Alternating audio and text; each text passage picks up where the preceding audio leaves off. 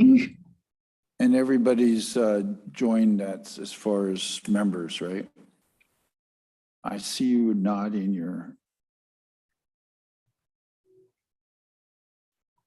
Good evening, everyone. Thank you so much for being patient while we worked out these technical difficulties, and thank you to our staff because they do happen and they're not easy to fix.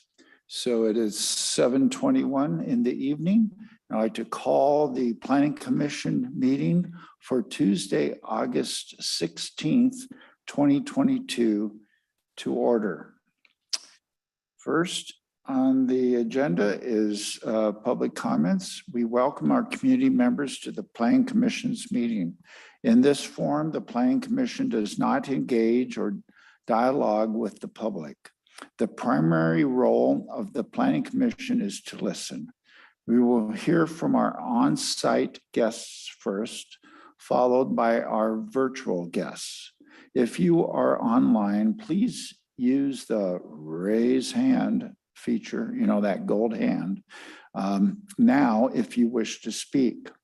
All guests must address the comments to the chair and the city planning commissioners. The clerk will acknowledge your request and call your name when it is your turn. Your time will start when we confirm that we can hear you. Due to time constraints and to provide fair time to all community members, we must limit each speaker to 3 minutes. Please state your name and city of residence for the record, and keep your comments to the allotted time, which is 3 minutes. We will not split your time with others or reset your time except with the express approval of the presiding officer. Screen sharing is not allowed. However, you can submit materials to the Planning Commission or clerk in advance. Materials submitted after the meeting will be provided to the commission for the next meeting. Please do not comment about pending development projects on which the Planning Commission or City Council will make future decisions, as those are quasi-judicial matters, and Planning Commissioners and Council members must limit their communications about such matters. This meeting is being recorded, and thank you for taking the time to express your comments. Madam Clerk, I think we have someone in the audience who wishes to speak. If you would step up to the podium. Yes, I believe we have Christopher Olson. So please introduce, yes, you're up. If you can just give me a minute to get the timer on the screen.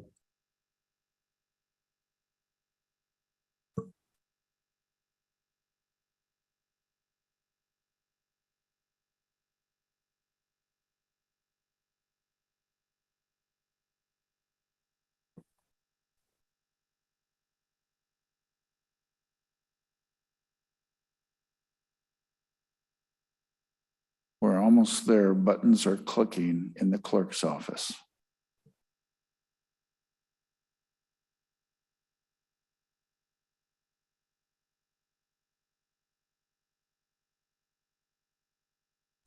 Are you able to see the timer on the screen? Yes, we are. Okay, go ahead. Hi, I am Danielle Olson. I'm a resident of Kenmore. I want to discuss 2 main points. First, I want to respond to the August 2 comment that slower streets feel less safe. Second, I want to talk about parking. I'm responding to the August 2nd comment that curb bulbs, narrower lanes, and islands on 68th Avenue and Juanita Way make the street slower and therefore less safe. How can that be? Speed kills. As such, I believe the city is on the right track with their efforts to fix dangerous street conditions. It is making a difference. Let's talk about 3 of these traffic calming methods. First, as for curb bulbs, they do 3 things. They slow down car turn movements, they ensure the cars move more slowly so they don't hit a child, and they reduce the distance people need to cross the street, so less conflict with cars and smoother traffic. Next, narrower lanes cause drivers to slow down. These lanes are not too narrow. 10.5 feet is still much wider than a truck. And median islands make it harder for cars to drift into the opposite lane, reducing serious injury and death. Wide and fast work great on the interstate, but for places where women and children walk, bicycle, and live, it is a death trap. Speed kills. My second point is about parking. As for parking, we have a problem. We have far too much private parking. Large empty parking lots break up our community, making it harder to get to places. Excessive private parking lots reduce the amount of land left for other uses, such as housing, businesses, and community spaces. They don't build wealth and they don't house people. And they don't necessarily help people find a place to park because they're only good for that one place. We end up with 1 million places to park and yet inexplicably nowhere to park. Instead, I'm in favor of eliminating parking minimums and to put in parking maximums whenever possible. Focus on housing people and supporting access to businesses before housing cars. That does not mean I don't want any parking. In fact, I drove here today, but I do want smart parking management. And we need to increase public parking options. For example, let's consider working with the fire department to allow parking on more streets. These strategies can help the city become more productive in the future. Thank you. Thank you very much for your time and your comments. All right. Our next in-person citizen, please introduce yourself and where you live. Right. Sorry. Hello, I'm Chris Olson. I'm from Kenmore. I live on 62nd, north of 522. And obviously, I agree with the previous speaker as we are related. And we've discussed these things quite a bit in our free time. One more thing I'd like to add is that curb bulbs also help increase the sight distance, allowing people to make better decisions about when to turn, and they've been shown to reduce vehicle crashes. And where they don't reduce vehicle crashes, they've been shown to reduce serious injuries or deaths. So even if you have more crashes, the crashes are occurring at slower speeds. But I'm going to move on from that since I have my own stuff to talk about here. So what I want to talk about was the last time I was able to show up to one of these council meetings, I believe it was 85-foot tall building height was approved south of the Heron Rookery. And I just kind of checked some sun shade calculators, and it looks like that would end up shading out part of the Rookery in the wintertime for about 3 months of the year during peak light hours. I would like the city council, or sorry, commission, to reconsider that and perhaps drop the height limit down to about 65 feet, tapering down to maybe a 2-story or townhome style building as we approach the south side immediately adjacent to the Rookery, in order to prevent any overshadowing of that area while maintaining density as high as possible to take advantage of the TOD region. In addition to this, the zoning west of 65th was reduced from TOD to R6 as having taller buildings and the densities that TOD mandates would not be feasible without impacting existing view sheds in the region. I understand why my neighbors want view sheds. They're quite nice. As someone who lives on 62nd, personally, I would be fine with TOD in this area, but I can completely understand where they're coming from and would like, however, for density to be increased with the caveat that view sheds not be impacted, allowing for densities higher than R6, as this area will be a TOD region, whether or not it's one in name. It will be TOD with the local transit improvements. So increasing the density and allowing more people who don't necessarily have a car, the ability to live in that area in the future, I think would be valuable. Lastly, as part of that, looking at using similar parking requirements as the TOD region, perhaps not the maximum, but allowing people and private development to go at a lower parking account than a minimum of 2 spaces per household or 4 spaces for a duplex, perhaps looking at 2 places for the duplex or something along those lines. And once again, that need not be mandatory, but simply giving developers and people the choice to do that as opposed to providing a minimum where half the lot ends up being parking or a quarter of the lot is parking and not housing. Thank you. Thank you very much for joining us and appreciate your comments. Madam Clerk, do we have anyone in the virtual audience to speak to us tonight?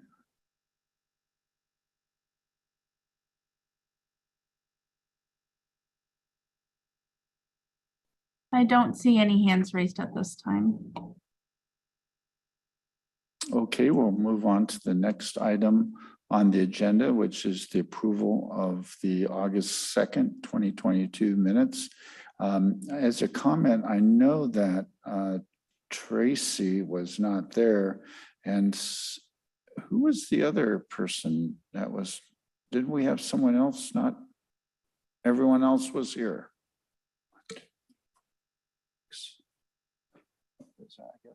Okay, so unless there's an objection, we'll move a separate line item to members excused and place Tracy's name under that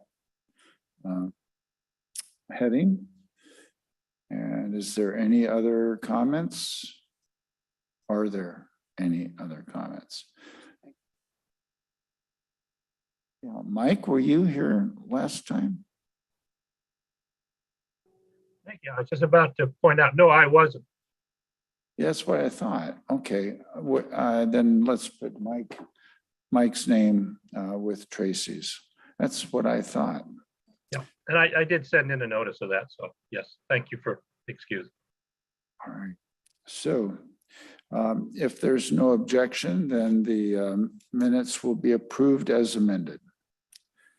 So now that we have our Lori back with us, I have a feeling that she is going to introduce Mike Stanger and also go over a introduction for us. And Mike, in advance, I'd like to thank you for your patience tonight and your added time that you're going to be with us. But we appreciate it very, very much. Lori? You bet.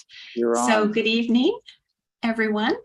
A couple of meetings ago, you heard from Mike Stanger with Arch about how affordability requirements are assessed, the feasibility of them.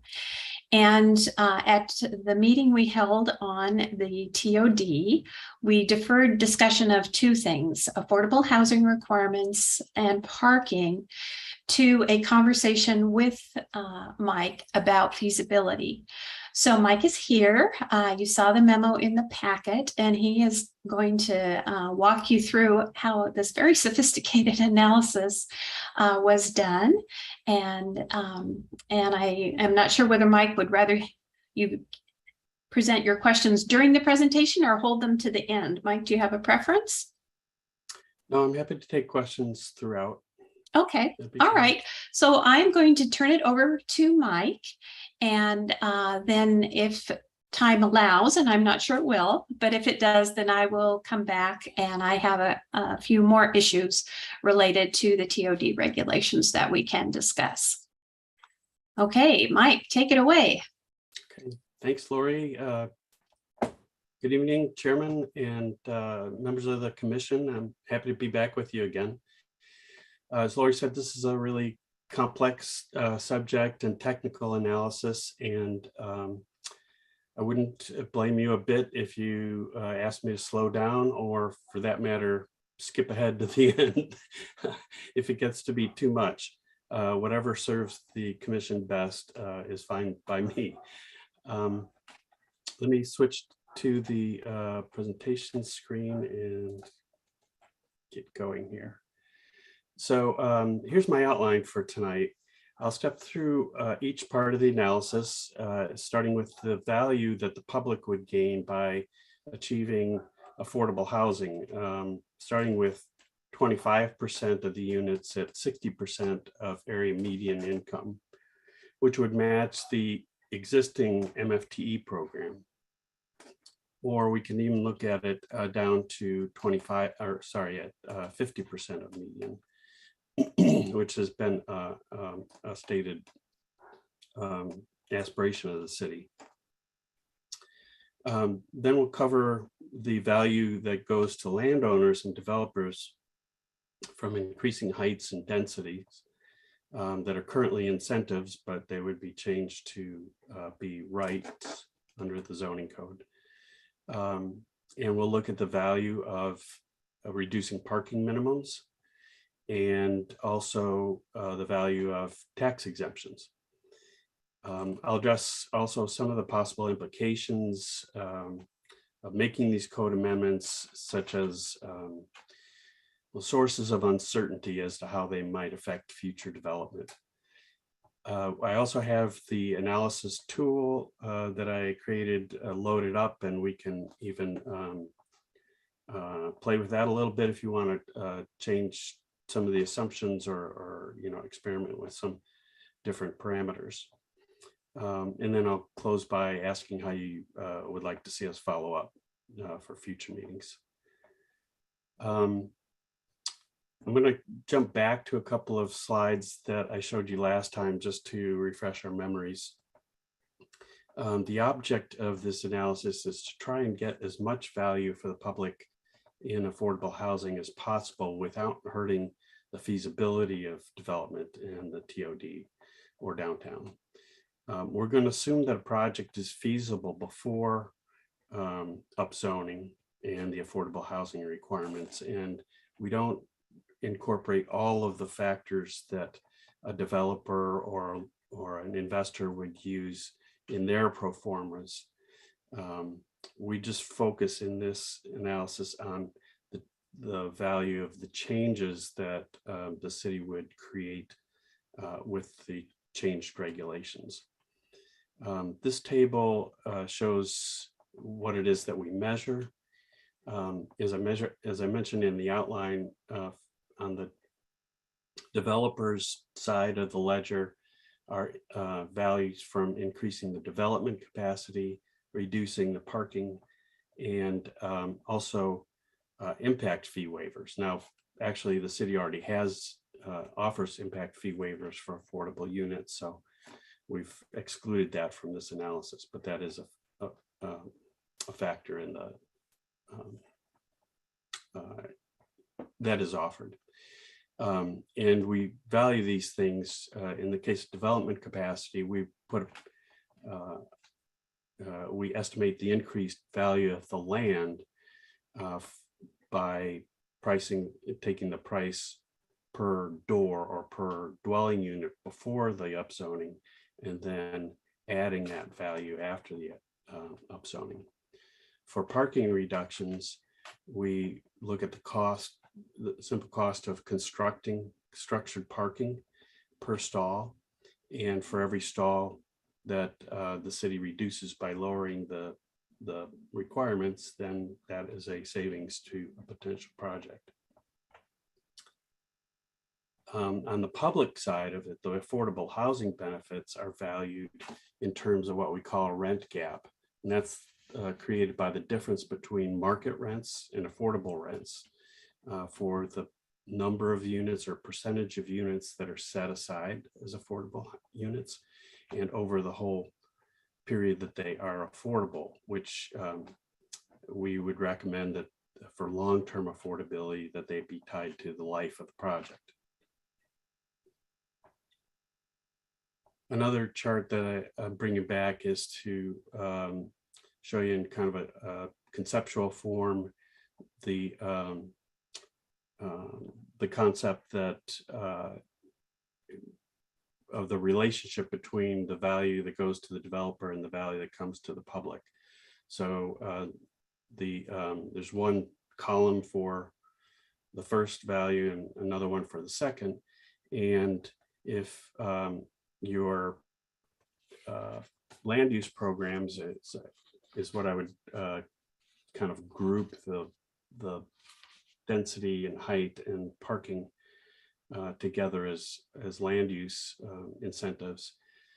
If you have that separate from the MFTE program, as Seattle does, then you could have a separate set of entirely different group of affordable units with different affordability levels and so on. And that's fine. What most arch cities do is to actually combine those together to concentrate, if you will, the values so that we can deepen the affordability or increase the percentage of affordable units. And as I said, the aspiration that we have is to possibly get to as much as 25% set aside for affordability at 50% of median for the life of the project. So now I'm going to step through this analysis and show you each of the factors that go into it. Again, don't hesitate to stop me with questions or even, tell me if this is too tedious and you want me to skip ahead. First, though, we're fortunate to have two recent studies that the city sponsored. You're familiar with the Plymouth affordable housing project on 522 at 67th Avenue that has been approved, and as part of that, the research that went into that, the city hired CBRE to do a market study and land valuation study, and I'm taking findings from both of those studies to incorporate into this analysis. And what they projected as a typical or feasible project for the Kenmore-Bothell market looks like this. In terms of the left-hand column shows the breakdown or a mix of unit types from studios, 1, 2, and 3 bedroom units. And then typical square footage or floor areas for each type of unit, and then the market rent per square foot. And I use those to calculate market rents for each unit type, and then a weighted average market rent, both per unit, $2,350 a month, or square foot, $2.66 per square foot. Then we'll compare that to affordable housing. Sorry, this shows 50% of median. I forgot to change that, but these numbers here on the right are actually 60% of median. So at 60% of median, you'd be looking at maximum expenses on a weighted average of $1,654 per unit. And that includes utilities, rental, insurance, and parking, which market rents typically do not include those. So what we do then is we'll take the allowances that are made for those expenses in the affordable units and deduct that from this affordable housing average rent expense to get this weighted average affordable rent of $1,349. So comparing a market rent to an affordable rent at 60% of median leaves a gap of $1,001 a month. And since we want to have the units affordable for the life of the project, to get a present value for that, what I did was I'll multiply this $1,000 by 12 months and then divide by what's called a cap rate, and 5. And that gives us a value for a single affordable unit of $240,000. So now we've got this figure value of $240,000 for an affordable unit. And to justify requiring affordable housing at that level, what we need to do is create value for developers and landowners that is equal to or greater than that amount per affordable unit. And that's where we turn back to the tools that I mentioned, the increasing the development capacity, the parking, and the tax exemption. For development capacity, the data from the CBRE studies and also from some land sales that I looked at myself suggest a typical cost of land for multifamily properties is $60,000 per door. And we're proposing or looking at increasing the density from to 150 units, per acre. Commonly, not all of the zones in the TOD or downtown have 48 units per acre, but that's a common one for many of the zones. So that's what I've used as the basis for existing density. So what we're saying is we're increasing the density by 102 units per acre. If we then turn around and require them to set aside 25% of the units to be affordable, that means that the owner is getting 1.72 additional market units for every affordable unit. And if those costs, if the land costs $60,000 per unit, then that means this upzone is adding $103,200 for every affordable unit. With me on that?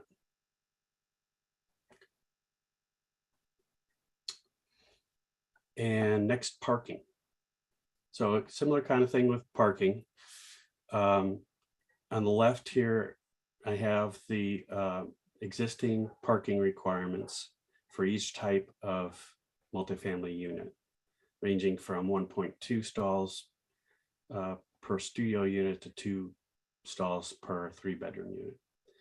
And what's been suggested is that the city might want to go as far as reducing parking to 0.75 stalls per unit across the board.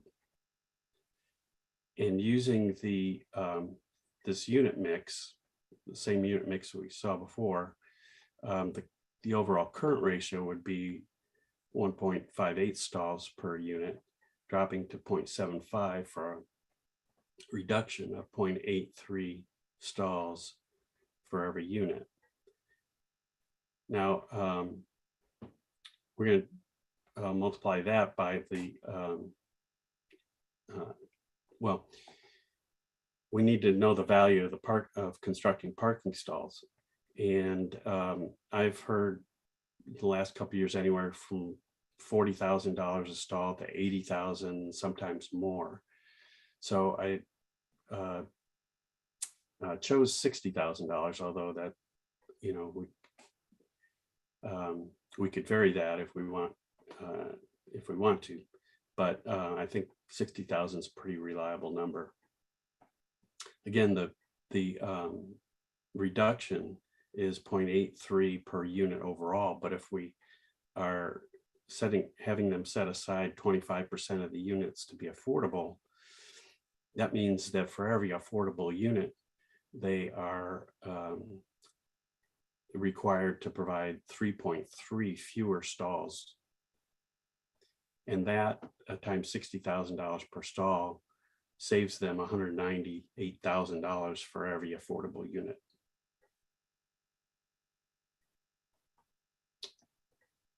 Still okay? Okay, then we'll go to the third factor, which is the tax exemption. And here I did my own research on the value of improvements that would be tax exempt. Again, the MFTE program works by exempting residential improvements, not the land, just the value of the improvements from property taxation from either 8 years or 12 years, depending on what the city chooses. And I looked at all the recent multifamily projects in Kenmore and Bothell. as well as some in Kirkland, and found that the average was about $310,000 per unit for the improvements, and that was the assessor's evaluation last summer. So they're doing their evaluations again this summer for what the taxable value will be. So I went ahead and made this value $320,000 for the current year. And I'm looking at a 12-year tax exemption, and assuming that the levy amount would increase 1% a year, because that's the local cap on levy increases. The city's tax rate currently is about $10.28 per thousand, I think. So I just use around $10. Again, we're setting aside 25% of the units, and to get a present value over that 12 years, I'm using a discount rate of 7%. The first year tax abatement on one unit with this value would be $3,200, but once you look at it over 12 years and then discount it for a present value, it's $28,500 for the averaged against the 25% set aside. Then you get a total of $114,000 of tax abatement or savings for every affordable unit. Now, when we add those together, the three of those things together, the value, the land value from the upzone, the parking savings, and the MFTE, that totals $415,259 per affordable unit. And at the beginning, we found that, sorry, this is wrong, 60% AMI affordable unit, 25% set aside, the value comes to $240,000. The ratio between those two is 1.7. If you remember from last time, I mentioned that we like to see this value something greater than 1, but probably not greater than 2. In this range here between 1.2 and 1.8, or even up to 2.0, that's where we feel confident that the owner or developer is getting more benefit than they are giving back to the city in affordable housing, but not so much that the public is getting is leaving value on the table, so to speak. So this is a pretty strong ratio in favor of the developer. With 25 at 60. Sorry again for the, I forgot to change that number there.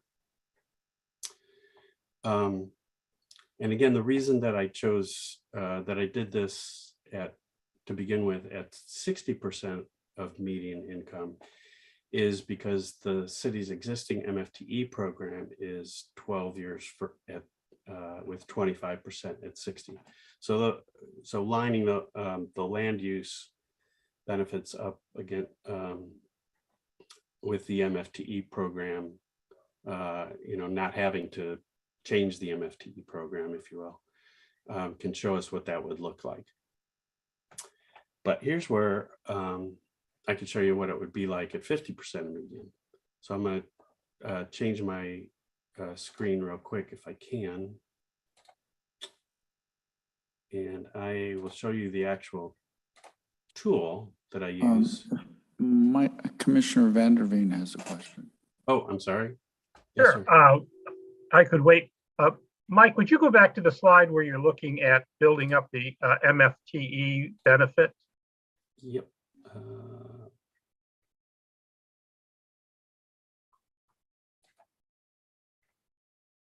And after Mike, Tracy, just jump in after Mike, okay? I feel like I lost the presentation, but let me see.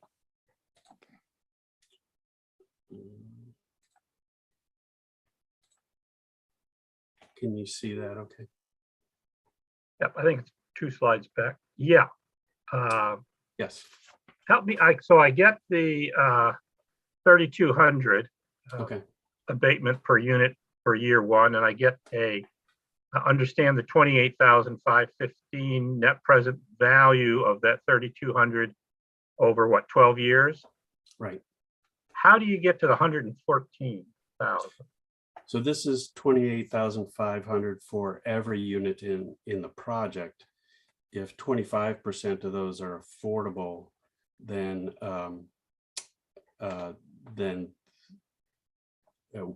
literally what it is dividing 28,515 by 25%.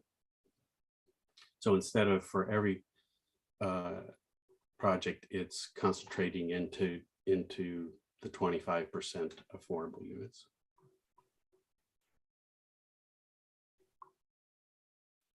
So this probably would go all the way back to the beginning. So what's your unit size? How many affordable units is 25%? Actually, this is all ratios. So I'm glad you asked that question. This is all ratios. So it doesn't even matter what the project size is. If the project is 100 units, that would mean that 25% were affordable, and you could multiply this by 25 affordable units to get the gross tax abatement.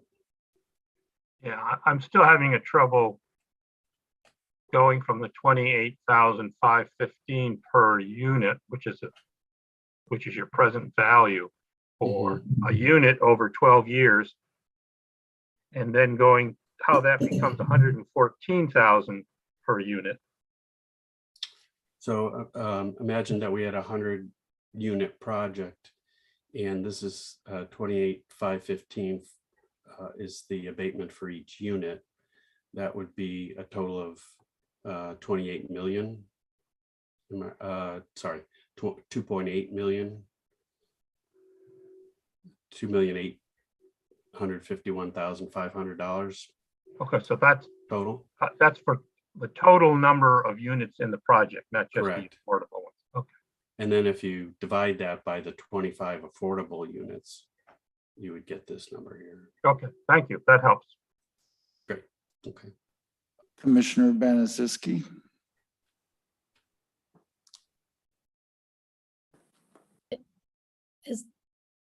Does this, you're not making any assumptions about the number of bedrooms? I am making assumptions about the because you did a weighted average. right. Okay. Right. Okay, thank you. So we could change that if you wanted to look how it would turn out with a different unit mix.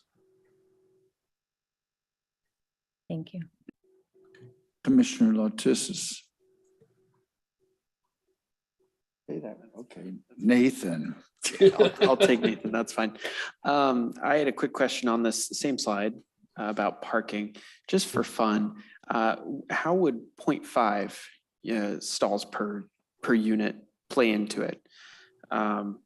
Like, would that push that too far, that ratio that you showed us, that little dial or speedometer or whatever, that 1.7 ratio, too far into the orange there?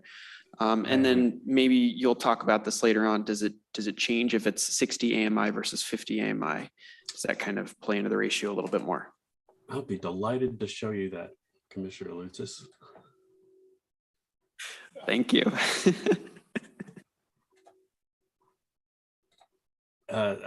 I hope this shows up on your screen. Okay, this is where I've jammed everything into one place as much as I could. And this has all the same parameters that I just showed you, the same numbers for, although this is still wrong. This is 60% of median and the same values here. So I was going to first show that if we actually did make this 50% of median, now the value of the affordable unit goes from 240 to 306,000 per unit, which changes this ratio. to 1.4, which I think is actually a healthier ratio for the city. Not as much benefit to the developer, but still well within the range of what we feel comfortable with will be a net benefit for a developer. Now let me go back to 60 just to, and then you asked about, I actually do have to go back to a different screen to change the parking. So let's change that. Should we change it for every unit type? Yeah, that sounds good. Sorry, I have to do every single one. But...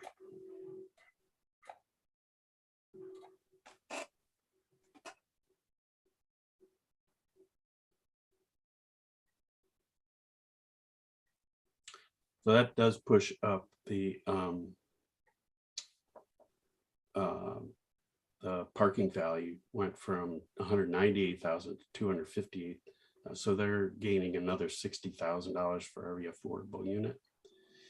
And that pushes that ratio up above 2. So if that was the case, then what I would, to bring this down, I don't know that I would recommend any more than 25% of the units be affordable. But we might do 50% Yeah, can we bring it? AMI. Yeah, can we bring it to 50 AMI for that? Yep. Now we're back in the range there, where that makes sense. And then what if you changed it to 40? Or you couldn't do 40, you could do 45? You could do 40. I guess I didn't build that in here. Developers, I believe, get really nervous under 50% of median. Some that I've talked to have said things to the effect of, then you're talking about people who, need rental assistance and supportive services, and whether that's right or wrong, I don't know, but there's some more resistance there to going below 50 in a mixed income project. Another thing that could be done, though, is change the tax exempt. Again, I want to be cautious about recommending changes to the Mfte program because that isn't really on the table yet, but that would be another option, would be potentially to give an 8-year exemption instead of a 12-year exemption.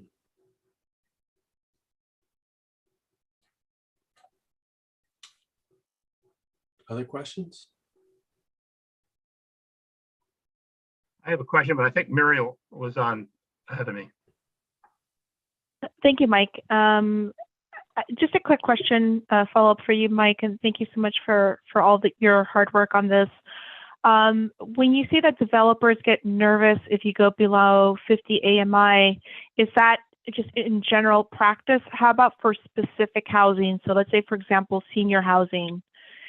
Is there much more flexibility from the developer's perspective, or is there nervousness still existing there?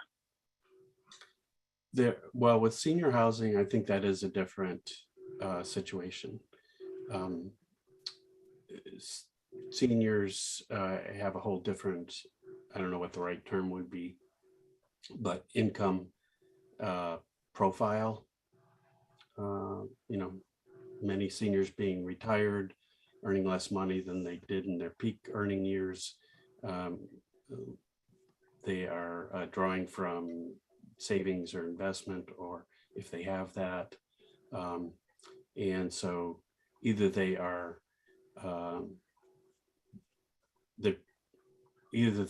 housing seniors with more assets that can afford to pay higher, or they are creating housing with other subsidies or financial support, such as tax exempt bonds or things of that nature. So, yeah, people who develop housing for seniors are adopting, have a different mindset because they're adopting a different business model.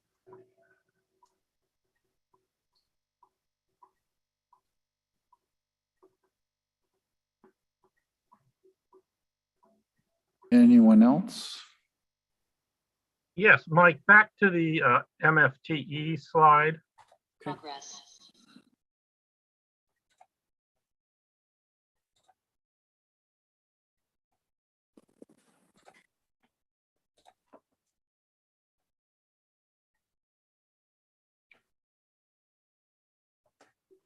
The abatement per unit to 28,515. Yes. Is that a 100% reduction in the tax levy for the property?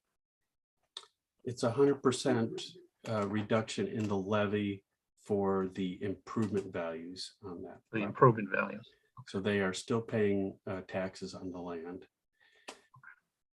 And they're paying taxes on non-residential improvements. So if they have retail space, then they're still taxed on that as well. Okay, thank you. I just want to make sure city's still got some revenue here to cover the ongoing infrastructure costs and replacement. Don't want to end up in a situation where that ends up getting pushed off on the other residents of the city. So there is some there. Is there generally a look to see whether that's sufficient? If you're looking at a 12-year project here or a period of time, that's sufficient to cover the infrastructure costs related to the property, whether that's a whole nother topic that to be honest, I didn't prepare myself to talk about. So sure. It's just something I think at some point the city needs to consider. Yeah, absolutely. So I might jump in here. This is Lori. To say that the 60% over 12 years is the already adopted MFTE program in the area of the TOD boundary. That was adopted in 2019, I think it was. And before you can adopt an MFTE area, you have to do quite a bit of analysis of impact of how will it impact the city? How will it impact, I think, different special districts, et cetera. So that research would have been done at the time that the MFTE was adopted. So that's not part of this program. What we're looking at here is whether the current values should or shouldn't be adjusted. And that's why Mike said we're not sure that amending MFTE is something that we want to undertake with this project. But and I wasn't involved in the 2019 research, so I can't speak completely to it, but I did want to just let you know that that was part of the study that was originally done.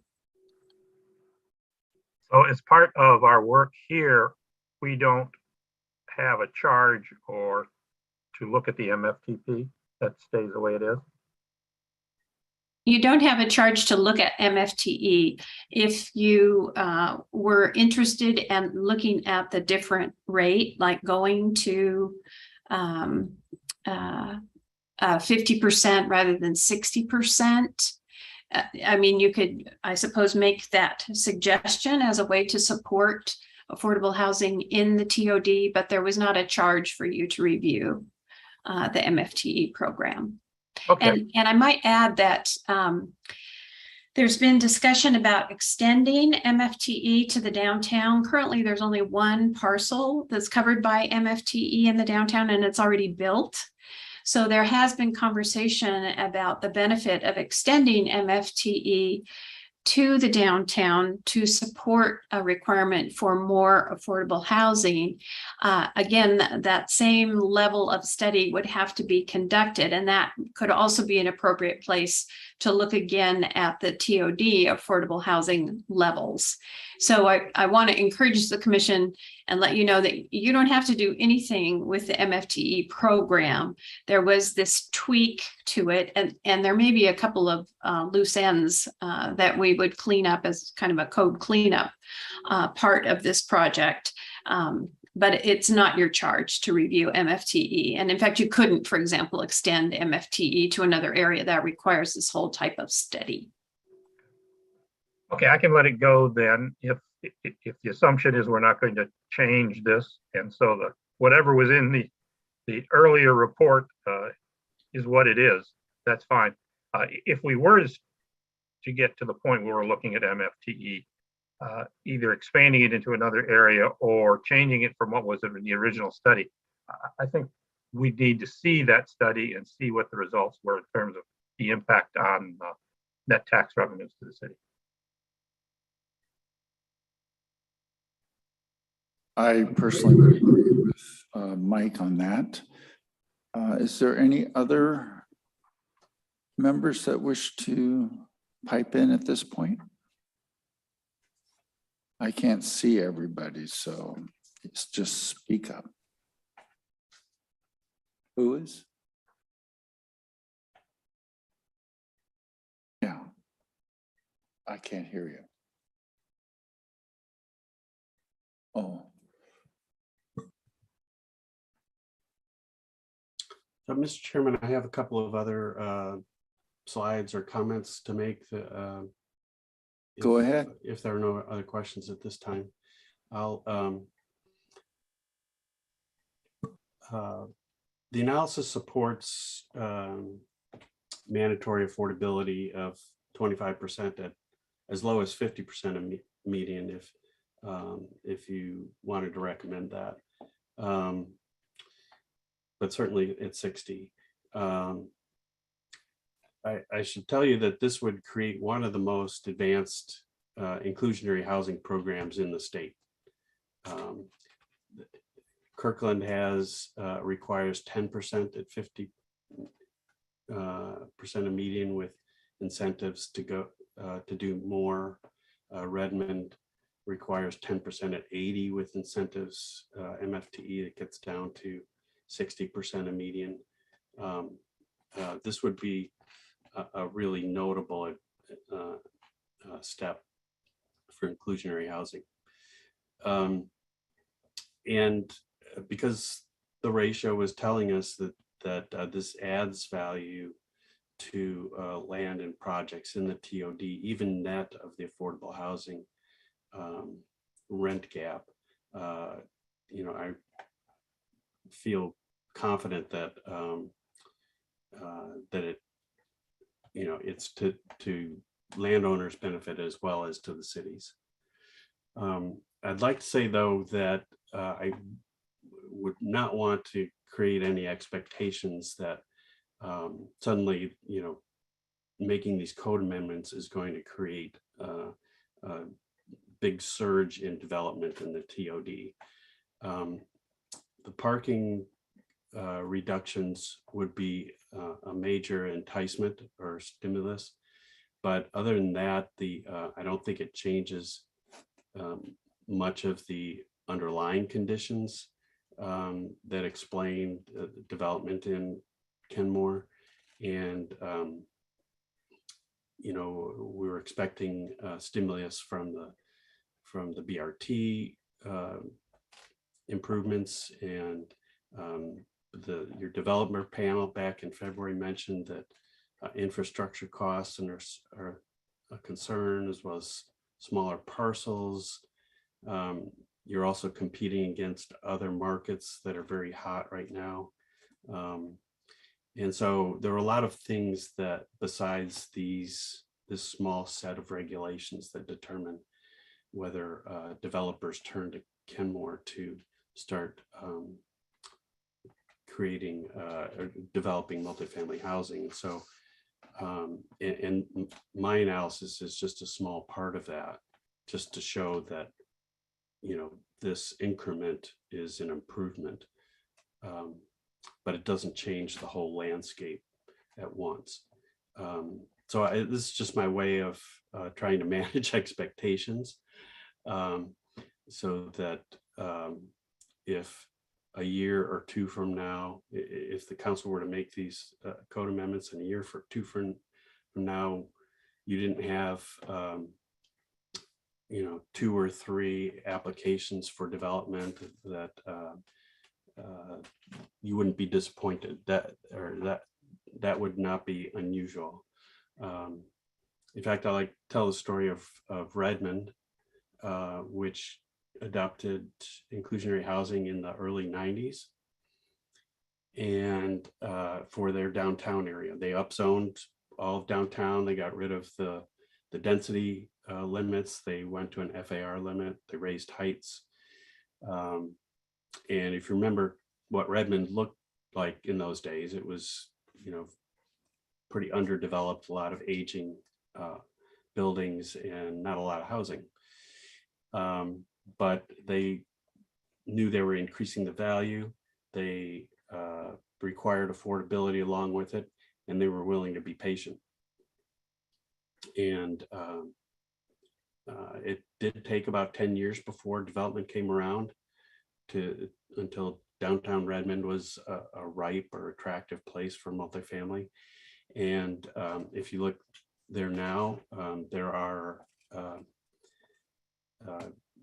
over 850 income restricted housing units that have come to the city through just in the downtown area. I'm not talking about outside of downtown as well, but downtown has 850 plus affordable units, which is 10% of the total growth in that area. So it took time. It didn't stop development from happening, but it took time for development to come to the city. And when it did, then they took advantage of it. So even if development isn't going to happen in your TOD right away, the timing is good for the city to consider these measures.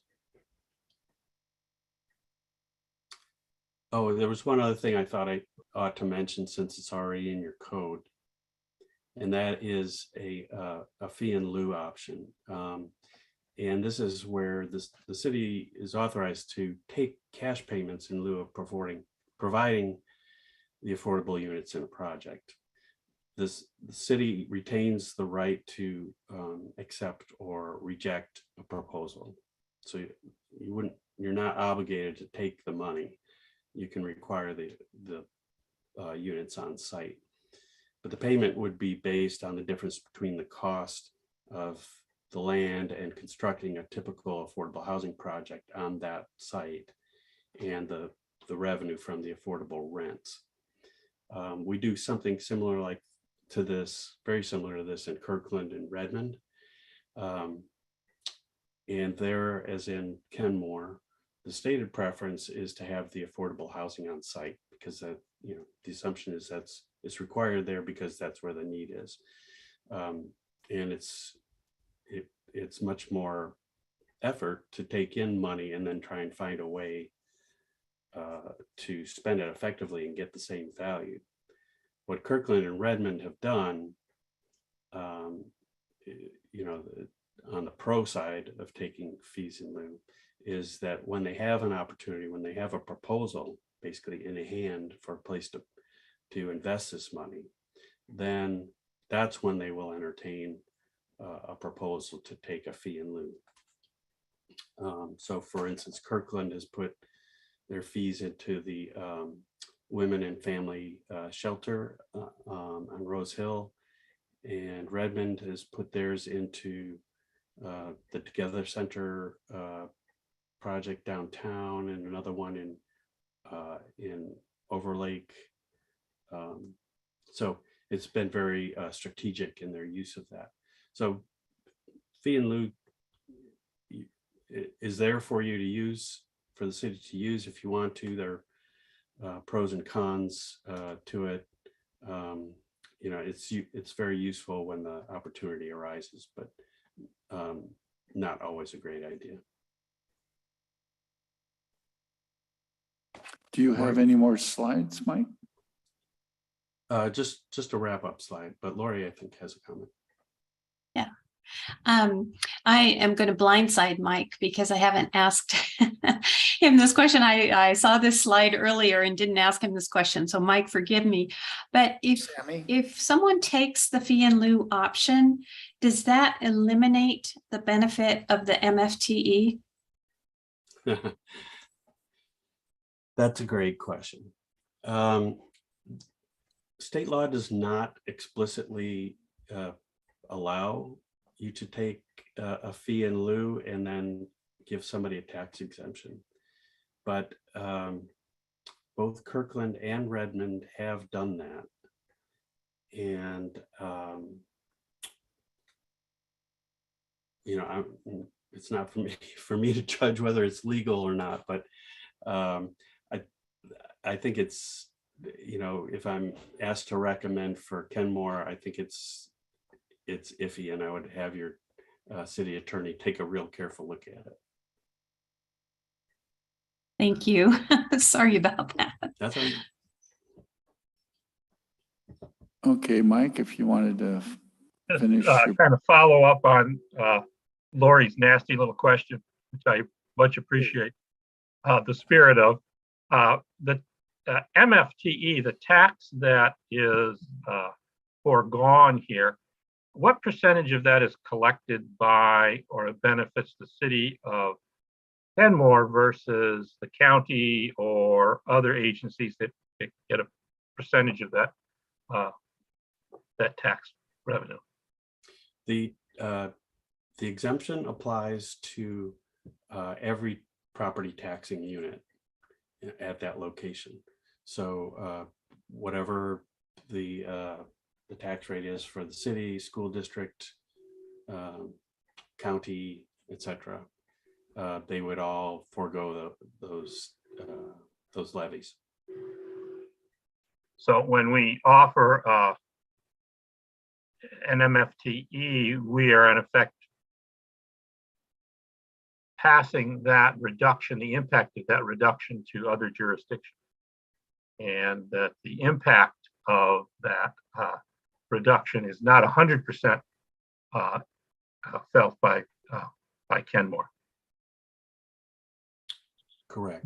Well, the if the city's tax rate is $1 and the school district's tax rate is $1.50, then the city is foregoing $1 and the school district, you know, $1.50 for every $1,000 of value. And from earlier conversations, as I recall, a large percentage of the property tax really goes to the county, and the city actually nets a fairly small percentage of the total property tax. I don't remember what that, of course, it varies from place to place, Sure, sure. But I don't remember. It's one of the smaller. It's about 8%, if I remember right, or less than that. Kenmore's percentage of the total is 8%. Or less. Or less. Most cities in suburbia are pretty small. Yeah, that's my recollection too. So, I mean, that may get back to the question of the impact of the question that Lori is asking is how happy would the county be if we bargained away a percentage of their tax revenue? Might be a good thing for Kenmore because it would actually reduce the impact of that tax reduction on the city. We'd be passing most of that back to the county or other jurisdiction. Is the way I read that. And the other thing to think about is the fire district. They'll be probably crying foul because we have higher buildings which require specialized equipment, and they're not going to get anything for that. So that's another point. No, there's more to this story than I think just what appears on the surface. Thank you, Mike.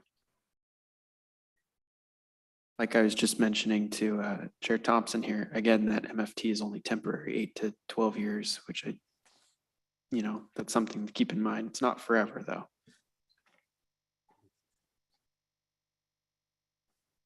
So, Mike, do you have any further slides? There you go. Well, simply to ask if you have other questions, analysis that you'd like us to do, scenarios maybe that, or ideas for, or maybe you want to say, yeah, this sounds great. Let's play on ahead with the program as I've analyzed it. Lori said your next discussion on it is September 20th. If there's anything we can do between now and then. Right. The next discussion is September 20th. But I would be very interested in your reactions, whether, I mean, I heard two things, 25% at 60%. Was in that green level. As you know, the interim regulations the city council adopted are 25% at 50%. So we wanted to be sure and look at that option.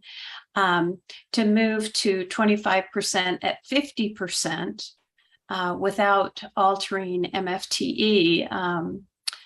Commissioner Lutzis had noted that a parking reduction would make that feasible within the green part of the band. So those were kind of the two options that I heard. And Mike, I don't know if there were other options that I missed that you thought were worth considering. Mike, if I may ask that you stop screen sharing so Yes, sir. we Thank all you. can see each other. Thank you so much. Yep. So I'll let Mike, our guest here, respond to Lori, and then next will be Member Beneziski.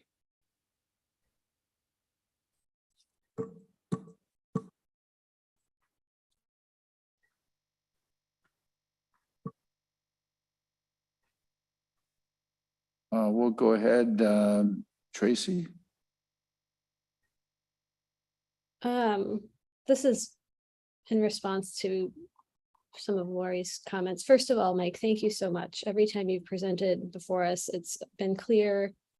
You're taking really complex information and making it understandable, and I really appreciate that.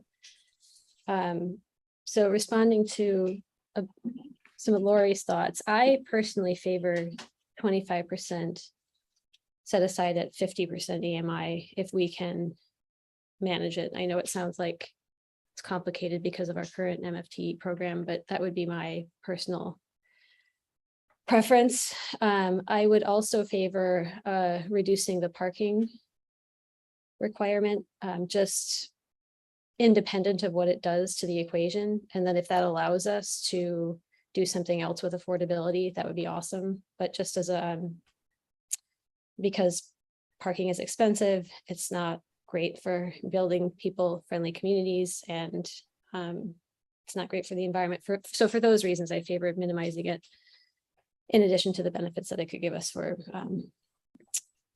increasing affordable housing. So those are just in response to some of the things that Lori said. And then I also would be interested in how this approach would compare to, I know there aren't a lot of other models for incentivizing, especially market rate for, market rate developers providing affordable housing. But I'm just, every time we talk about this, it just strikes me that we're doing this in a paradigm that doesn't have, the business model is profit. When we're thinking about housing as a basic human need, and I just wonder if there are any other models that could also provide housing and how they would compare to what we're talking about now. And I don't know a lot about other models. And like I said, I don't think there are very many, but I'm thinking about like social housing. Like how would that model compare to this in terms of what we could get, the value that we could get for our community, and how we could meet the basic need for housing? That I'm curious about that. So thank you for entertaining that. Mm-hmm. Commissioner Vanderleen.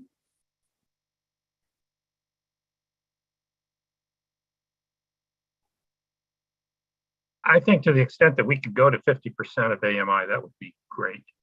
I would like to investigate how we could do that without increasing the tax exemption. The parking would work fine. My concern there, before we did that, and it's a pretty drastic reduction we're talking about, but is that doable? What's the reaction from developers? Can they sell a property?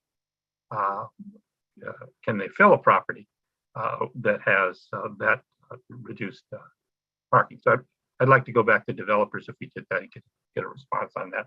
So I remember when the conversations we had earlier, there was some skepticism about that. They seemed to like the reduction in the construction costs, but then I also heard some follow up about, well, I don't know if I can rent those properties because most people do have cars today. And I think it's aspirational, and I think it's a good one for us to want to reduce the dependence on parking and automobiles. But that's not where we are today. So that would be my caveat there.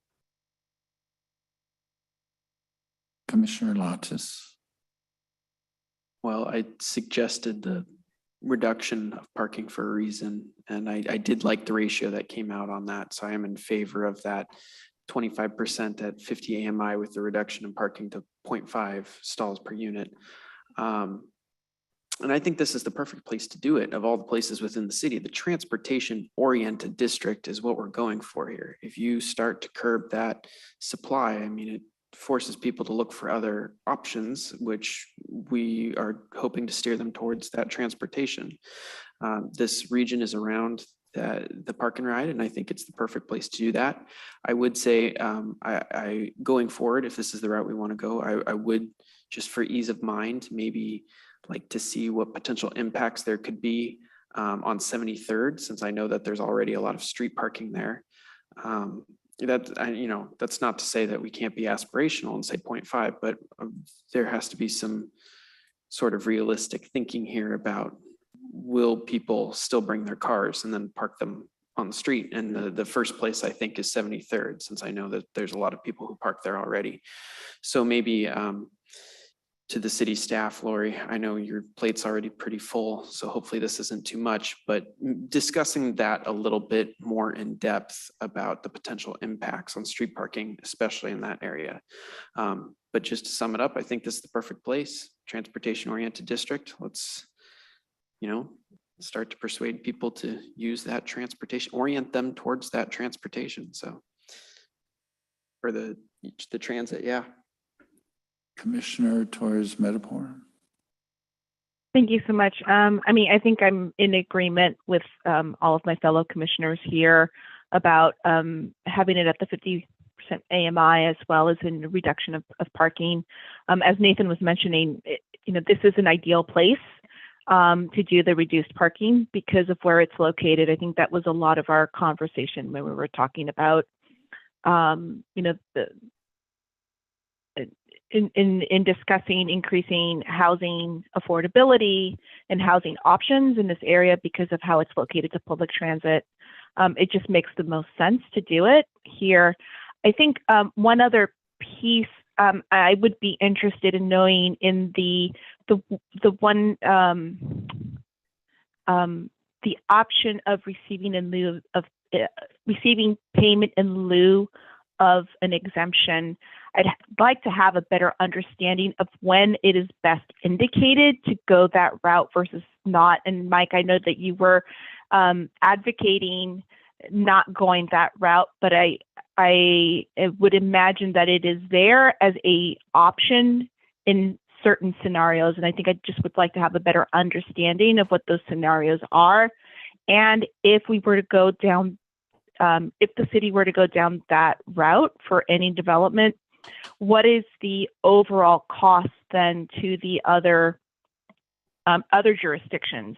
So yes, it would be more favorable for the city, but what would the cost be to like North Shore School District? What would the cost be to fire services? What would the cost be to the county for road services, et cetera? So for me, the better understanding I have, my hope would be, and I don't know if this would be something by this body, but what recommendations could we make to, to highlight as a commission, our recommendation of when to use and when not to use that option.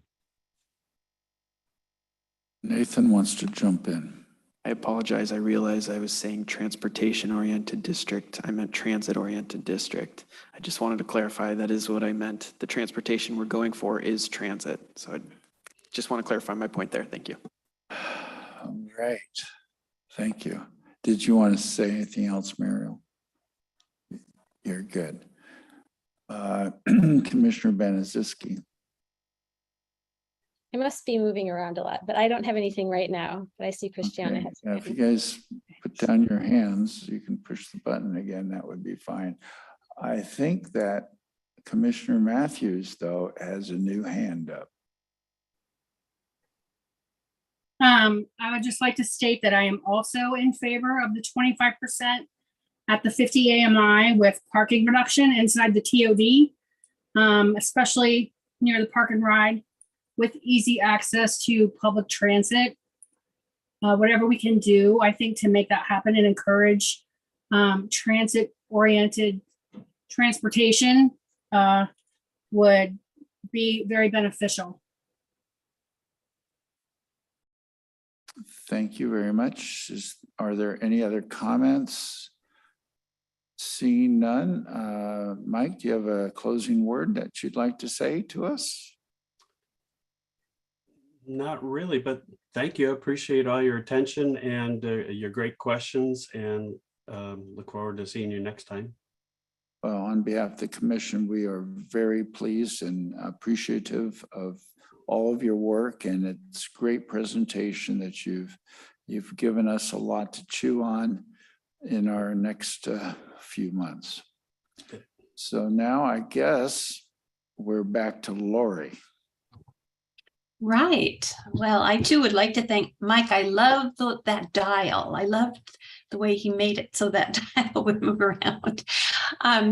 So when we finished our conversation on the 19th, we had some outstanding issues beyond the affordability and the parking questions. And those had to do with building heights, the protection of the heron rookery, a potential step back from residential single family or lower medium density residential areas. And then the question of green building and whether that should be an incentive. So I included a memo in your packet that gave you some background information on all of those topics.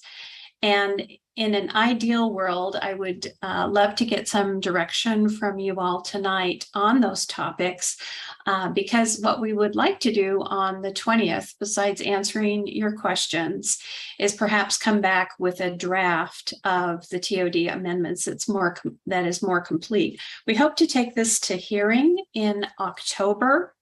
And as you recall, there is a set of interim regulations. Initially, there was a moratorium, then it was changed to interim regulations, but our 18-month window, we always try to resolve these issues within 18 months, is in January of 2023. If the commission can hold a public hearing in October and then meet with the council and present recommendations in November, we could have those all ready for council to review and potentially adopt early in January. So we wouldn't run into that January 25th interim regulation deadline. So that's kind of the timing we're thinking of. And that's why I'm pressing a little bit on being able to give you something more complete. So if you're ready tonight to talk about height, the heron rookery, step backs, and green building, I'm ready to talk about it, but I am aware that it's 8:40, and so it's certainly the commission's choice on how you wish to proceed. Well, we did get a 20-minute late start. Does anyone have an objection, first of all, going to 9 o'clock? Well, seeing no objections. And since everyone has their little hand up in their corner, if you want to speak, you're going to have to raise your real hand up so that I know the difference. But yeah, you got your hand up. All right, Mike, did you want to say something? You have to mute, Mike, or There we go. Actually, I had a question for Mike, who I hope is still here and listening. One of the questions, we're looking at an 85-foot height. And I'm wondering in the other jurisdictions where they had a less aggressive 10% or something, at 50% or something AMI, how does that 85 stack up against them? Are we looking at a larger percentage of a smaller footprint, or are they having a larger footprint so that average itself out? So 10% of something else is equivalent or a larger number than what we're looking at? I don't have a great answer for you. Best of my knowledge, 85 feet is a common height limit for Redmond and Kirkland. I'm not sure. I don't remember about Bothell. Of course, Bellevue has. I was thinking mostly different for of Redmond and Kirkland, because I know they Yeah. have some very large buildings and some I think developed that's with large footprints. Another reason I'm glad you asked is that something I kind of left out. I wasn't sure whether to bring up or not, but because I'm not sure what direction the conversation is going to go, but at some point, once you decide what to do with these height limits, then we may need to take another look at the affordability analysis, because if 85, if lowering the height limits cuts into the development capacity that we were building into the analysis, then that may change the value of that part of it. But I'll wait to check back with you on that. Thank you, Mike. Nathan, go ahead. Mike, that I guess brings up a question for me. What was the assumed height in your analysis that you presented tonight? If that does change it drastically. Well, I'm not saying that I factored the height limit into it, but that I assumed that at 85 feet, then you're taking full advantage of you're able to get 150 units per acre.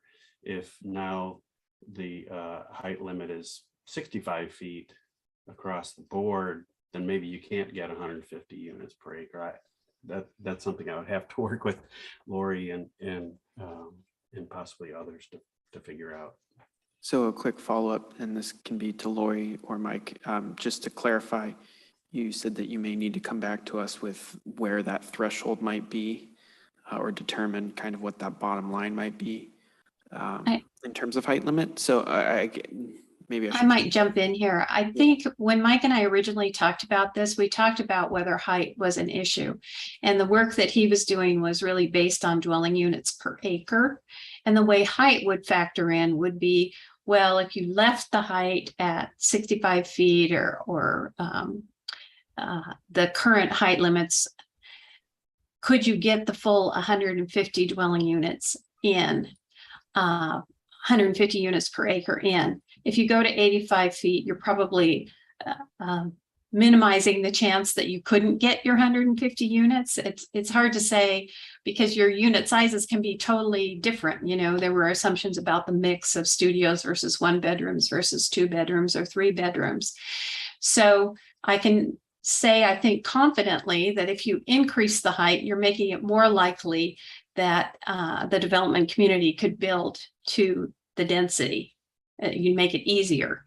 But whether you need to base your complete analysis of the affordability on that, I'm not sure, because even at 65 feet, you may be able to build 150 units per acre, just changing your unit mix. So, thank you, Lori. I guess to clarify, so when it comes to height, are there like thresholds? Would it be, you know, say 80 to 85, the chance of not hitting 150 units is very low, but 75 to 80, it's slightly lower. 70 to 75, it's even lower than that? Or is it just kind of each foot more is a greater chance? That's a almost impossible question to answer because it depends on the size of your property, right? Okay. And it Yes. depends on the size of the units that you want to build. Mhm. So for example, if you have a really small property and you have a 65-foot height limit, but you only want to build studios, maybe you could get pretty close. Mhm. I just don't know how there's any way to answer that question, No. except to say that the higher you go, the easier it is. Maybe you get bigger units, etc. I didn't expect an answer from that. I just was thinking back to our last conversation on this, and I think you had mentioned something about the standard range of first story heights or something like that. We had talked about 12 to Right. 15 feet, and Yeah, so I there was just kind definitely of going off that. there definitely are thresholds there, and 85 feet is the highest you can build a building through the International Building Code with 2 floors of concrete. It's called a podium, and 6 wooden stories above. So I think that that's pretty much the maximum you can build without having to go to steel construction, which is a whole different ballgame. So 85 feet was the number that staff was pondering. It was the number that was raised in the developer panel as giving the most flexibility. Even so, it doesn't mean that someone would build to 85 feet if they didn't want to go with that type of construction. That you have to do extra things if you go to 85 feet. Thank you. I just needed to kind of orient Right. myself since it's been about a month since we Yeah. had this conversation last. So thank you.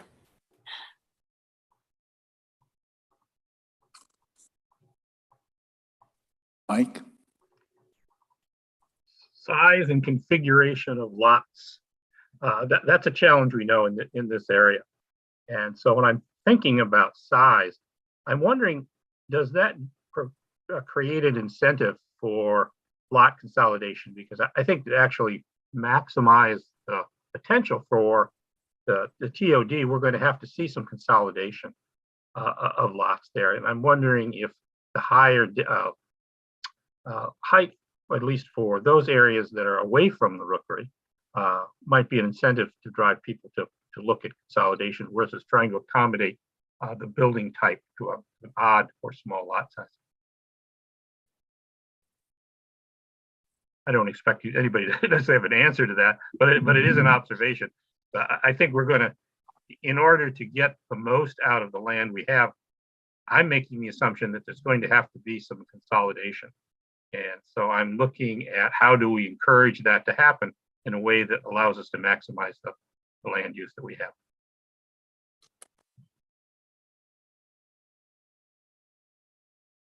All right, anyone else?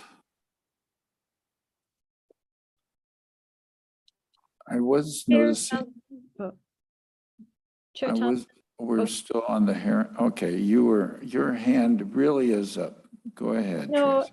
I actually don't see any of our hands up. So something wonky must be happening with the technology. But I actually wanted clarification about how we were approaching these. Are we going down them in order, these numbered points?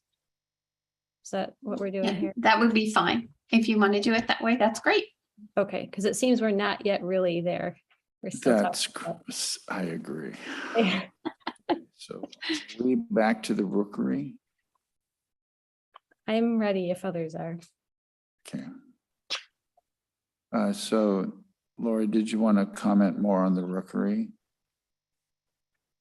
Well, the comments I can make are that I did contact Washington State Department of Fish and Wildlife. I think I put that in the memo. I actually was in contact with multiple people there, and their bottom line conclusion was they did not have an area-wide recommendation for how to approach the rookery. Their approach continues to be, we would look at each proposal on a case-by-case basis and negotiate through the habitat management plan the best approach to protect the rookery. So given that, we talked about whether that was the most scientific approach, and I think it probably is, rather than sort of arbitrarily saying well, it should be, we should do this or we should do this. For example, if a site were proposing something through the habitat management plan, you could look at building placement or step downs or anything that would be of concern to the rookery, having the scientific experts determine the best approach. So that's what I can tell you. If we want to do something different other than the habitat management plan, I think it would be fairly arbitrary based on kind of a gut feeling of what is appropriate. Okay. Nathan. Yeah, I'd just like to say, I agree with you, Lori. It seems kind of, it doesn't quite sit right with me to kind of apply a human concept of stepped buildings or whatever when it comes to versus a case-by-case basis by professionals with the Fish and Wildlife. I guess I would rather trust them on a case-by-case basis with each development and each project to do an individual analysis than trying to put this arbitrary sort of restriction across the entire district. Any other comments, Christiana? Yeah, for the record, I think it's important to work with the experts on this. So being the Fish and Wildlife and doing it on a case-by-case basis as well. Okay, Mike. Absolutely agree. What's the process for doing that? Do we have to initiate something, Lori? How do we fit that into our zoning or recommendations?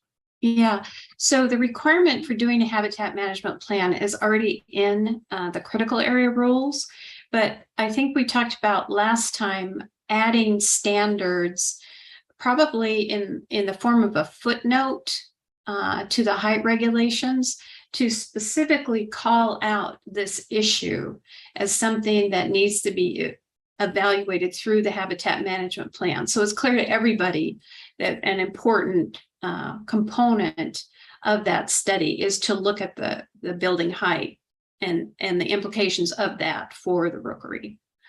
So I think we would amend the zoning regulations to call that out specifically. And those regulations apply beyond the TOD, correct? For the most part, they really don't apply beyond the TOD. The distance that the Department of Fish and Wildlife has specified around the rookery is 656 feet from the outermost tree, but not across SR 522 and not across 73rd. So really, there was a map in your packet, and I think it's almost all in the TOD. Yeah, I guess I was assuming that you might have other sensitive wildlife areas in addition to the heron rookery that might be applicable for this. Yeah. So the rookery, there is a section on habitat. Fish habitat is certainly called out, but there are really specific rules about the rookery. There's a whole section that's dedicated only to the rookery, and that was the section that I wanted to augment in the zoning regulations for the TOD. Okay. And so we augment it, and then what happens?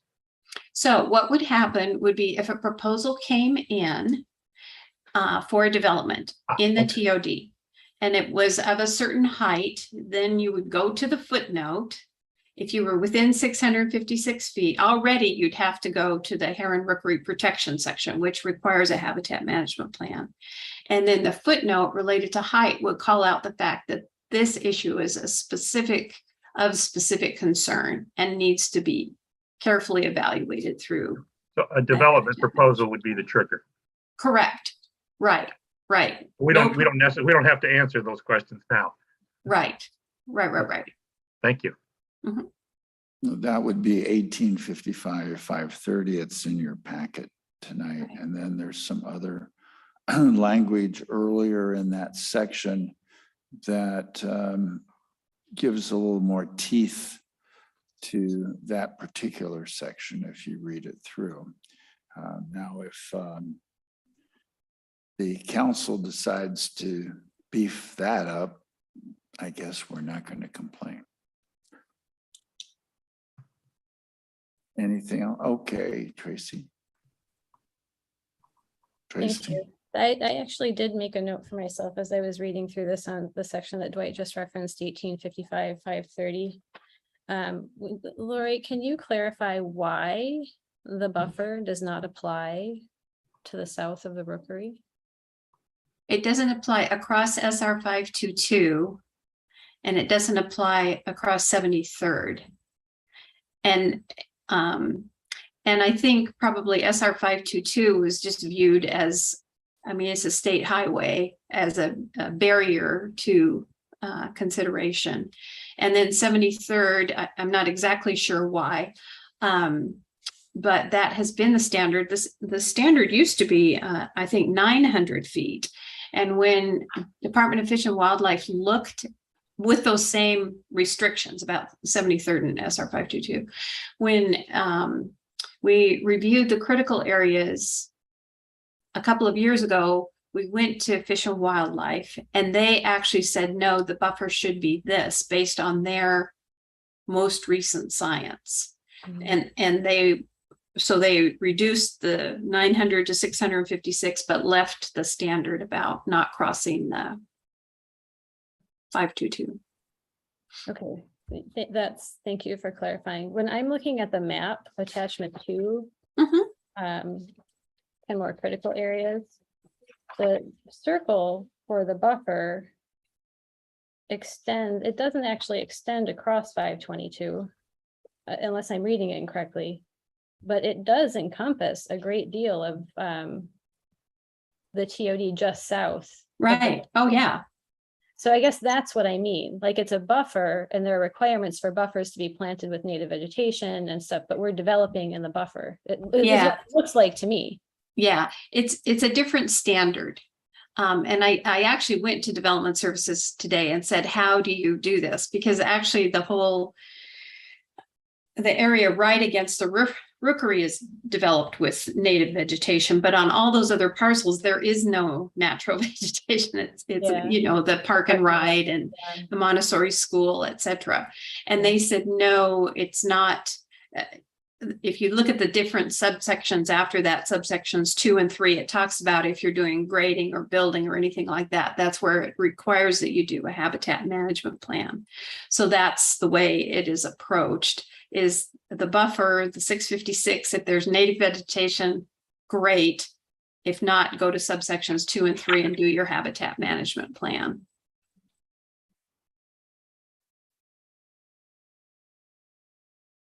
Okay, you're good there? I guess this is a meatier point of disagreement that I have with how we make code to protect our critical areas, because that doesn't seem that protective to me. I know it's not something that we can address tonight in the context of this conversation, but I need to say that.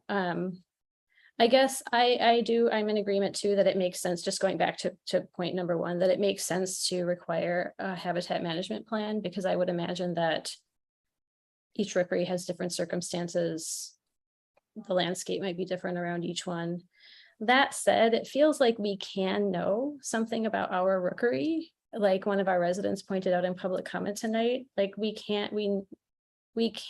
know what the current conditions of the rookery are, and we know what would happen. Like, we can model out what would happen if buildings get to a certain height. So I guess maybe it would help me feel better if and maybe this is what calling it out does, and you can tell me, maybe I'll feel comforted, Lori, that we're calling out that we do know certain things, and that the buildings will need to be shorter at certain areas and oriented in different ways for the flyaway, very explicitly. And then, yes, you have to do this habitat management plan. I guess my concern is that oftentimes when these development proposals come in, they almost seem like fait accompli to me.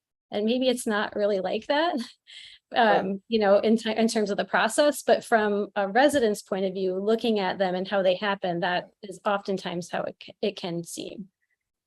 I don't know what to say to you, except that the way this habitat management plan works, it's not negotiated with staff. We don't have really anything to do with it.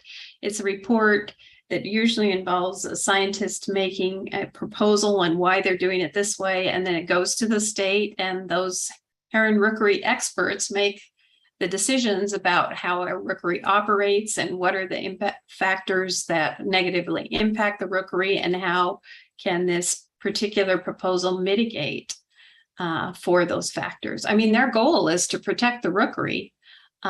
So presumably they're working from that basis. And then once that habitat management plan is approved by WDFW, then the city adopts it and it becomes part of the development rules.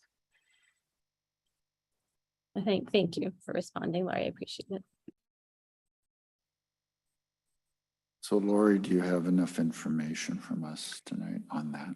I think so. I heard 3 commissioners support the idea of using the habitat management plan. It would make me feel more comfortable if I heard from a couple others. Any objections to that? Okay. Okay. Some of us I think I also heard that we wanted it to be called out, Right. and as much caution and specificity and caution of our concerns somehow needs to be a part of the document that's goes to the Right. city council. So what I would propose is that when the amendments come back to you in September, I would have drafted the language, and then at that point you can determine whether it's adequate or you want it. Or we Amend could it. wordsmith it. Yes, we Right. love wordsmithing, you know. Okay, so if there's no objections, I'll extend the meeting till 9:15. Okay, we're cruising, Lori. All right, so the question of maximum building heights. Again, the current heights, actually in some of those multifamily zones, there's the opportunity already to go to 80 feet if you do certain things. But staff is recommending 85 feet. We think this is a good location for height. There aren't really view issues from properties behind. And so it expands opportunities for people to reach the maximum density, and it's right there, right on the transit line. Questions? So I have a question. Let's see, what's the exemption called for best use or reasonable use? Reasonable use exception. Yes, okay, so let's let's change it from the heron rookery and talk about the creek. So we're gonna put an 85, tell me how a developer would say, well, this is the best use and I need it for reasonable use in order to allow me to build my 85-foot castle. Yeah, so increasing the height doesn't have anything to do with the stream rules or the stream buffer rules or the shoreline rules. In fact, the shoreline regulations have real specific height standards within a certain distance from at least the river and maybe Swamp Creek. So in terms of asking for reasonable use exception, you only ask for that if your whole property is encumbered by a critical area. And the properties in this area, I don't think fall into that standard. If for some strange reason, there were a property that were totally encumbered by, for example, the Swamp Creek wetland and its buffer, or Swamp Creek and its buffer, a reasonable use exception is for the smallest amount of development possible. You could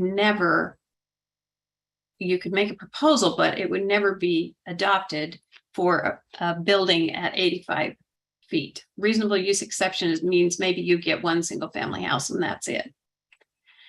So I hope that answers your question. The city by state law has to provide a person an opportunity to make reasonable use of their property. Otherwise, it's a takings and the city has to purchase it.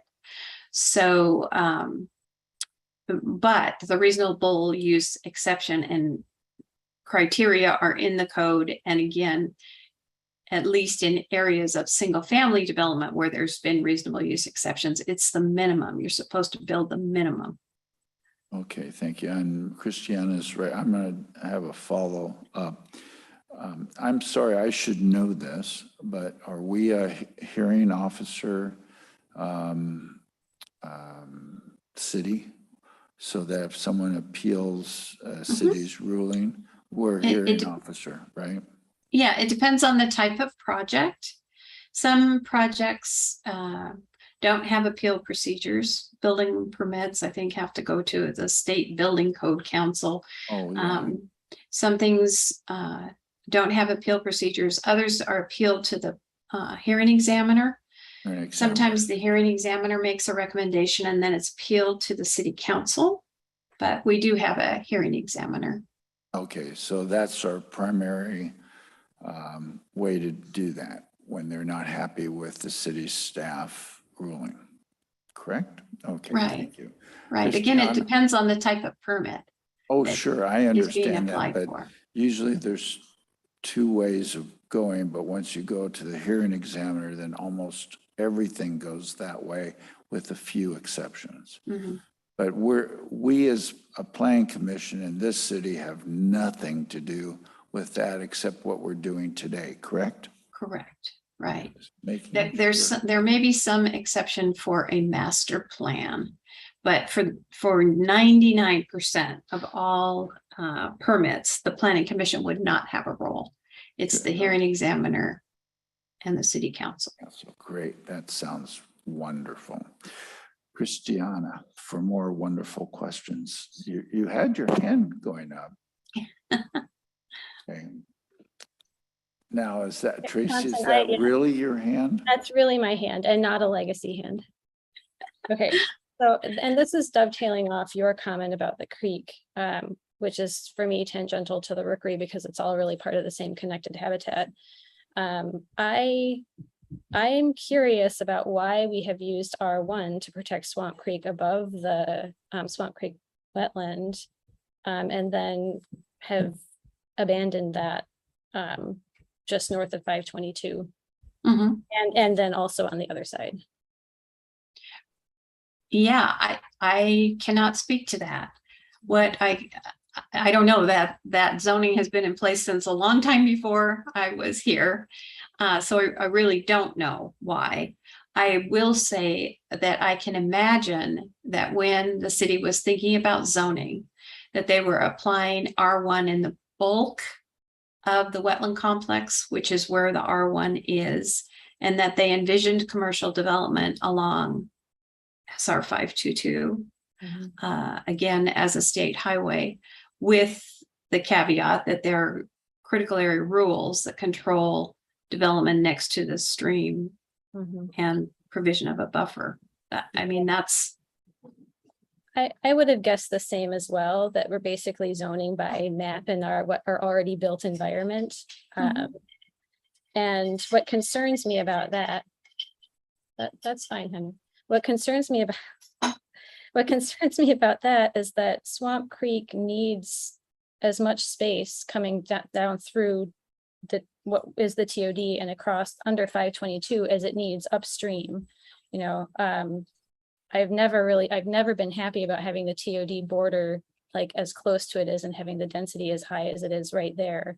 When we're doing an okay job with our R1 protections in other places, but not so much there. I would much prefer to have the whole TOD moved away from it and extended into places where it makes more ecological sense to have the higher density. I don't. So I'm just bringing that up because it kind of, I feel like it dovetails with Dwight's comment about the creek.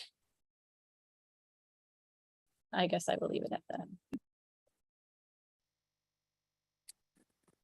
So what is the will of the commission? We have We have a staff proposal based on our comments before to increase the maximum building height to 85 feet.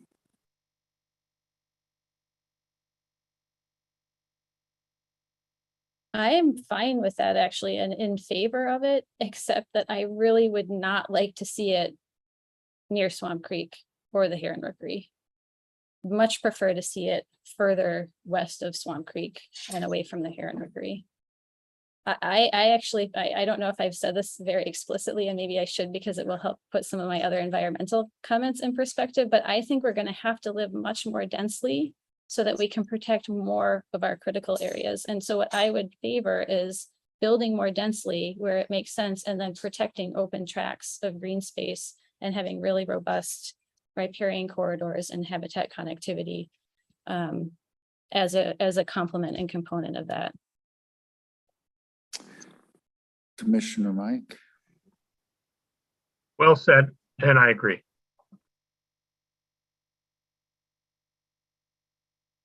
Commissioner Nathan? I don't disagree, but as to say, playing with the cards or playing with the hand that you're dealt, the question at hand about 85 feet and the TOD where it is, I'm in favor of that, Lori. That's your straightforward answer. I'll be in favor of that 85-foot maximum. Also understanding that habitat plans and critical area plans and restrictions are in place to also govern around that area. Christiana? Also in favor of 85 feet, as long as the Rookery and Swamp Creek are protected by habitat management plan. So Lori, I have one question before. So the boundary for the TOD, that train has left the station, correct? Well, the current boundary for the TOD has left the station, but the Planning Commission's charge was to look at the TOD and expand, that's in quotes, expand the TOD. And so that's why we've been talking about expanding the standards west to downtown and making the standards mandatory as opposed to an overlay, which is an optional approach. I would say if the commission is interested in reducing the area of the TOD around the Swamp Creek corridor as it comes down to SR 522, that's a very significant decision, which, I mean, the Planning Commission is the one who makes the recommendation here, but what you're doing is, again, you're cutting off the density in an area that's already developed. There aren't any vacant parcels over there against Swamp Creek. It's all paved and there are buildings there. And moving it closer, reducing the area of it, but maybe you're thinking that it is increased then downtown. But if the commission wants to look at that option, if the commission feels that the creek protections and the creek buffer protections are inadequate and you want to move development farther away from Swamp Creek, that's a very important decision that I mean, it would sort of fundamentally change the project that we're looking at. So it's something that we'd have to discuss. Well, I would propose that we put our thinking caps on that and bring that, even if we want to look at that, to another meeting. I think commissioners need a little time to think about that and consider what they might or might not want to do before we have you do any work. Is that okay with the commission? All right. Next item. Oh, we haven't voted. So I heard 5 in favor of 85 feet. Considering habitat plans and the like. So our next for another 10-minute extension, map of vacant and redevelopable what are the, oh no, I'm looking at the wrong one. So retain height setback rules and revise them to address the manufactured housing in zoning areas. Right. So the way the current rules work is that when you're against a lower density area, and there is some, it will be medium density R6 just to the north of the TOD area. If you're up against those lower density properties, then your building has to be stepped back for, I think it's within the first 50 feet, then your height is reduced. We've heard citizen comment, public comment, that this will potentially adversely impact existing multifamily development in the area. And staff, we acknowledge that this could be an impact on the one hand. On the other hand, the zoning in this area has always been for higher heights.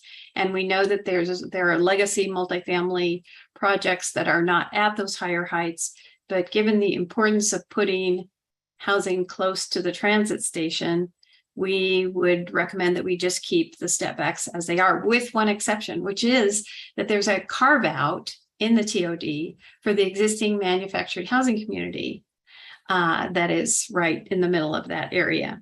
And for protective reasons for that community, we are suggesting that the step back also apply along the borders of that property. Comments? So what you're asking us to do is to agree that the setback should apply to that manufactured area. Right, that you're comfortable with only having this step back against lower density residential areas and against the manufactured housing community, and not against existing multifamily in the TOD area. Got it. Okay.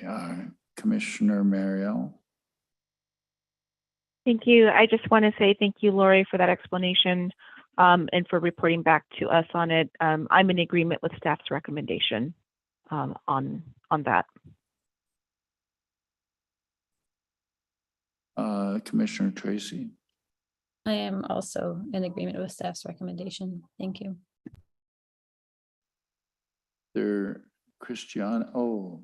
Commissioner Nathan. I'm also in agreement. Is it, Mike? Yes, I'm also in agreement. Question for you, Lori. Is there in the manufactured zone, is there an underlying higher density zoning there in event of redevelopment? So there's no anticipation of any kind of redevelopment of that in the future. Yeah, so this was an area, it's one of the areas that was looked at during the manufactured housing community project. Mike was on the commission at that time. And this area was one that was initially proposed for preservation for 10 years with the potential to redevelop to a higher density at the end of the 10-year time period. As you know, work on that piece of the project stopped when there was an appeal. And believe it or not, even though that was, I think, 2018, the appeals are still ongoing of the manufactured housing community regulations. So at this point, we have no idea what is the future of that manufactured housing community. Okay. If things change, then it would no longer be zoned MHC, and this regulation protecting MHC would be sort of moot. So I would still continue to go ahead and put that buffer on for as long as it's zoned to MHC. Thank you. That was what I was fishing for. So I agree with staff. Well, you caught your fish, Mike. So now it's to Commissioner Christiana. I am also in agreement with staff recommendation. Okay, so I think we're 100% in agreement with your recommendation. So if I can find so go ahead, Lori, why don't you read the next one? What you Right. So the last sort of outstanding question was whether to use green building as an incentive or a requirement, et cetera. And I had provided, thanks to Commissioner Matthews for providing information. But I sent that out. And the conclusion on staff's end was this is a broader question than just the TOD, and that it should fall to, and in fact is, an implementation measure of the climate action plan, and to leave this charge to that plan and direction from council on how to implement it. Okay, comments? Oh, there you are, Commissioner Nathan. A couple of things. So I love the idea of making this a requirement. I think green building is where we're headed and what we should be doing. But I also agree with staff that I think this should be a broader citywide thing. Although if it maybe doesn't go that way with the city's new environmental policy direction, is there any way that we could create almost like a trigger recommendation? So say that it doesn't go the way that we're thinking, could we say, well, if it doesn't, then our recommendation is that we do this for the TOD? Would that be possible at all, Lori? I would suggest not. I don't think I can write a trigger recommendation, but what you could do is to say, and in fact, the Planning Commission will be looking at the climate change element. That's on your docket for the end of the year into 2023. So you're going to be looking at that. But you could also include, as we forward your recommendation, the idea that you looked at this as an incentive, you think it's very important citywide, and if you would hope that at least in the TOD where we're looking at this higher density, the city would support some sort of a green building standard. I mean, you could put that in your recommendation, even though, again, I don't think I can write a trigger recommendation. Okay, I was just curious. I like your idea though about maybe sort of recommending this, but kind of leaving it up to the city council when it comes to this. And, you know, for that matter, we will look at this again at the end of the year. Right. I'm happy with that. That sounds fine if we're going to be looking at this for the entire city at the end of the year. Commissioner Tracy. So I think this is maybe a question for Lori, a procedural question. When this goes to, when our recommendations go to council, will it be written up that we did talk about green building and thought it was so important that we wanted to elevate it to, you know, the cap, and or not?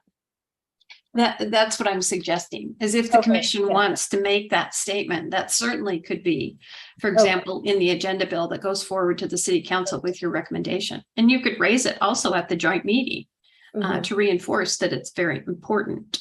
Okay, is that what you're suggesting with your point 4? That we would defer it as an incentive, but that it would be included in the memo, that we think it's very important?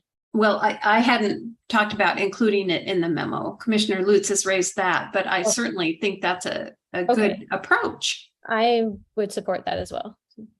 Thank you. I might suggest that you might want to put that down in your notes when we're looking at what points we want to talk about in front of the council if it rises to that level. So and when we went about this last time, we were always looking for some particular items. So this might be one of them. All right, so do we have agreement? Do we? Yes. Okay. So, and Lori, you've got that one, right? I do. Okay. And do you have anything else for us tonight? I do not. I might say that at your next meeting, which is the first meeting in September, it will be back to the transportation element. So that will be the September, I think it's the September 6th discussion. And then on the 20th, then we'll be back to TOD, and with all the great information you provided tonight, hopefully we'll have a really solid draft for you to review. So the 5th is Labor Day. Right, so it'd be the 6th will be your first September meeting. The council is not going to move there. I get lost sometimes. They don't meet the first Monday of the month. Okay, thank you. You could very well be bumped if it were like your second meeting of the month, but they typically, I have had no information to suggest that they would want to meet on the 6th. Okay, and then we will meet the 4th and 18th of October. There's no reason not to. Let me look at those dates. Right, the 4th and the 18th, correct. And then the 1st and 15th of November. Yes, also correct. And which date are you looking for a hearing? Well, I will have to call up my schedule. I think it was potentially that October 18th. The second meeting in October. Yeah. Okay. So I just, I'm doing this off of my memory, and it's 9:25 at night. So no, it's okay, because that gives the council, the commissioners, an opportunity to look at their schedules. And if we are shooting for October 18th, then that becomes a priority for us to be here.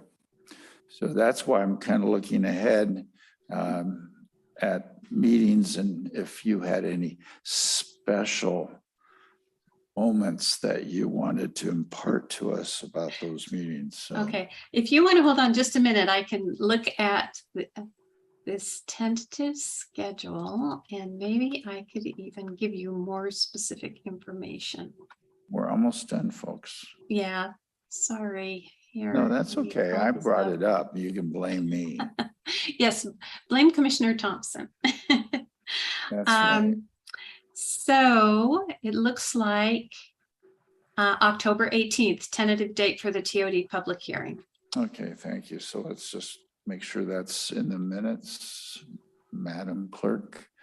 All right, any other things for the good of the order? And I see Commissioner Tracy with her hand up and telling her kid not to talk while she's going live here. It's late. Is that Okay, your husband? Unfortunately, I don't, well, unfortunately or not, I don't have a husband, but I just wanted to say, hey, Henrik, this is being recorded and it's going to be like transmitted on the worldwide.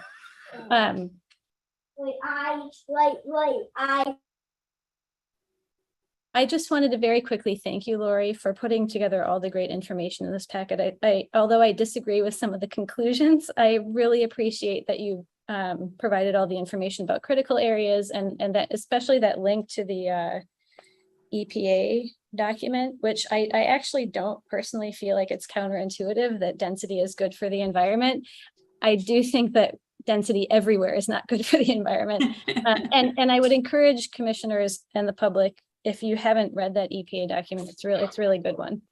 And I wanted to call it out specifically because I'm hoping that if we do have a discussion about the TOD boundaries later, that some of this great stuff that you've provided can come back to us. It was really, really good. So thank you. Anything else for the Commissioner Nathan? I'd like to second Tracy's point about thanking you, Lori. It's a lot of work and we always appreciate all you do. Also, thank you to Mr. Stanger one last time because he put a lot of work into that and I loved his visuals and made it more digestible. So thank you to all of the staff and consultants this evening. Commissioner Mike. Again, thank you to everybody. Could we get a copy of Mike's slides?